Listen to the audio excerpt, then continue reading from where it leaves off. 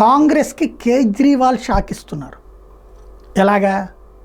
INDIA కూటమిలో Aam Aadmi party భాగస్వామి, కానీ మొన్న ఎలక్షన్లప్పుడు పంజాబ్లో ఎవరి కాళ్ళే పోటీ చేశారు. అంటే ఆమ్ ఆద్మీ పార్టీ బలంగా ఉన్న చోట్ల మాత్రం సీట్లు ఇవ్వనంటది కాంగ్రెస్ పార్టీ, తగవ పెట్టుకుంటుంది.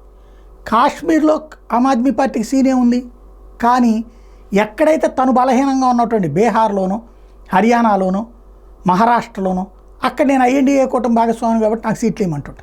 ఇప్పుడు అట్లాగే తాజాగా ఢిల్లీలో వరుసగా 3 సార్లు ప్రభుత్వాన్ని ఏర్పాటు చేసింది, 4వసారికి రెడీ అవుతోంది.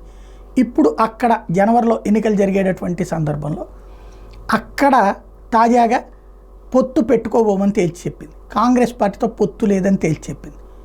వాస్తవంగా మొన్న కూడా ఇదే కాన్సెప్ట్ చెప్పింది.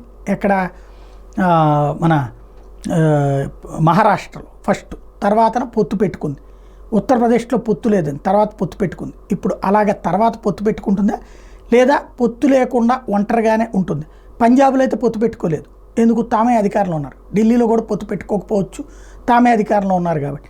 లేదా కాంగ్రెస్ పార్టీ ఒక 5 స్థానాలు 10 స్థానాలు తీసుకుని సర్దుకోవడానికి సిద్ధపడాలి. కాంగ్రెస్ పార్టీ అందుకు సిద్ధంగా ఉండదు. కాబట్టి ఏం జరుగుతుందో చూడాలి.